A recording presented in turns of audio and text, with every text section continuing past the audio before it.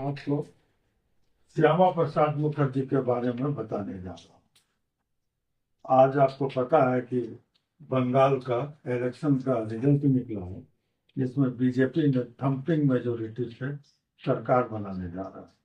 15 साल के बाद टीएमसी की सरकार को हटा के बीजेपी सरकार बना रही है। तो मैंने सोचा बीजेपी का जहाँ से जन्म हुआ, जो उनके जनक और जन्मदाता थे, उनके बारे में आप लोगों को बता दूं। ये थे श्यामा प्रसाद मुखर्जी। इनका जन्म 6 जुलाई 1901 में हुआ था। इनके पिता का नाम आशुतोष मुखर्जी था, माता सुधा चक्रवर्ती थी।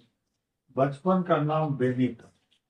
1917 में ये मैट्रिक पास किया, 1919 में इंटरमीडिएट और 21 में ग्रेजुएशन। 1923 में ये इंग्लैंड पढ़ाई के लिए गए। 33 वर्ष के उम्र में विश्व के सबसे युवा वाइस चांसलर के रूप में ये बने। 29 में ये कांग्रेस के सदस्य बने, लेकिन 4 साल के बाद इन्होंने कांग्रेस से इस्तीफा दे दिया और 21 अक्टूबर 1950 में जनसंघ की स्थापना की। ये कश्मीर में जो 370 आर्टिकल था, जिसके कारण कश्मीर हमारे देश के हिस्सा होते हुए भी हिस्सा नहीं माना जाता था, इस आर्टिकल के वजह से कश्मीर में डुअल सिटीजनशिप था और सेंट्रल गवर्नमेंट का डायरेक्ट उसमें इंटरफेरेंस नहीं था, जिसको रिसेंट पास्ट में हमारे प्रधानमंत्री मोदी जी ने उनको रिपील किया। इनके घोर विरोधी थे श्यामा प्रसाद मुखर्जी।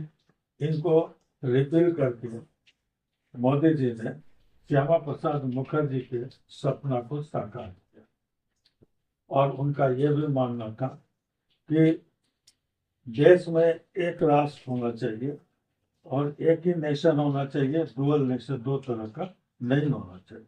इसमें किसी भी राज्य को स्पेशल स्टेटस नहीं मिलना चाहिए। 1963 में उन्होंने कश्मीर यात्रा के दौरान अरेस्ट किए गए, जहां जेल में ही उनकी मृत्यु हुई। वो बंगाल के ही थे और उन्होंने ही जनसंघ की स्थापना करी थी और उनका सपना था कि एक दिन बंगाल में हमारी सरकार बने जो आज लगता है उनकी ये भी सपना पूरी हो गई। इस तरह बीजेपी ने बंगाल को जीतकर श्यामा प्रसाद मुखर्जी को एक तरह से एक अच्छा श्रद्धांजलि पेश किया। ये शॉर्टकट में श्यामा प्रसाद मुखर्जी के बारे में मैंने लगभग सब इम्पोर्टेंट बात बता दी। धन्यवाद।